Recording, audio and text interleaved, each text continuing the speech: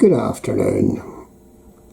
If you're interested in all things Titanic connected, and if you're interested in cars, principally Rolls-Royce cars, this next wee video should be of interest to you. This is a Rolls-Royce Ghost. This is the Titanic Ghost, especially commissioned and built for Lord William Peary in 1910.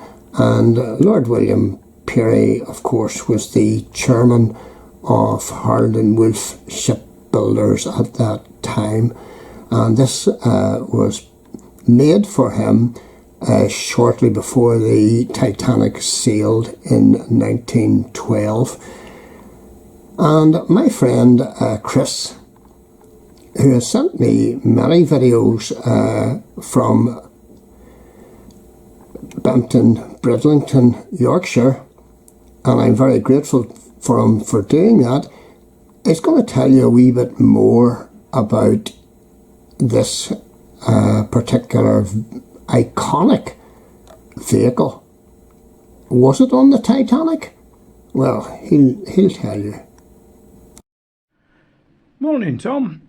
It's a nice sunny windy day here in East Yorkshire, and I just thought I would send you this little article that I actually wrote. It's not out of a scrapbook, it's a little article I wrote for a little magazine called Benchmark, and it has an Irish connection as regards Harland and Wolff, and of course the Titanic.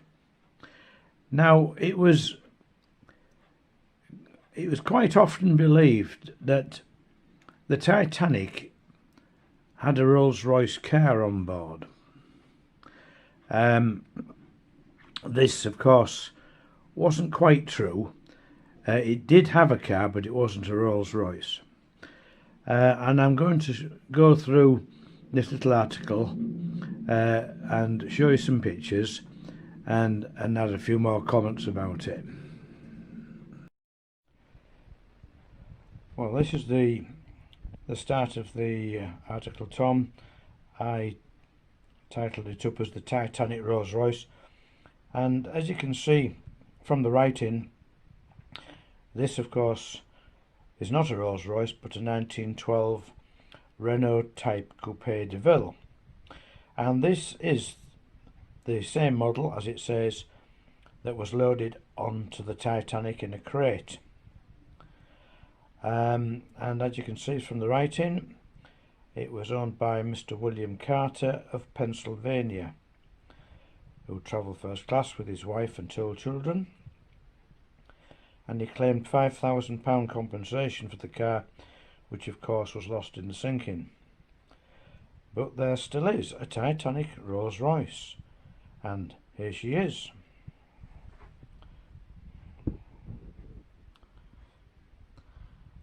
And the Rolls-Royce still bears the Titanic nameplate as well as Lord Peary's crest.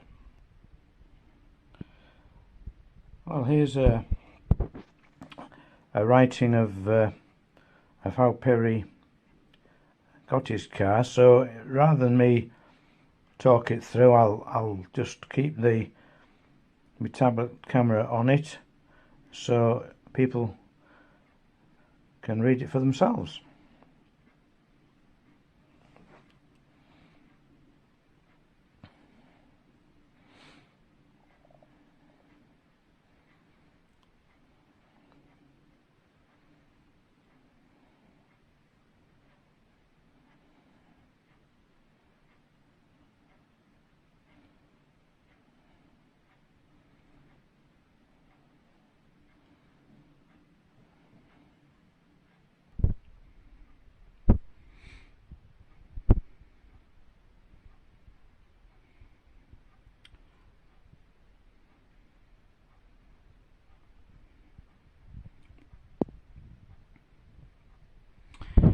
So, as I've put in the middle here, some tidbits to finish off with.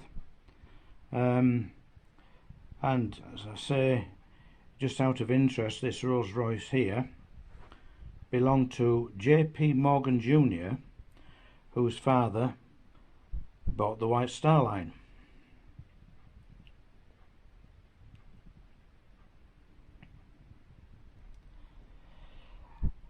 This Rolls Royce here, this one belonged to Lady Nancy Astor, who was related to John Jacob Astor, who perished on the Titanic. And Nancy Astor knew Winston Churchill, and as I scan down here, you can see there was not really much love lost between them. Lady Astor once told Winston Churchill, "If you were my husband, I would poison your coffee." His reply, if you were my wife, I would drink it."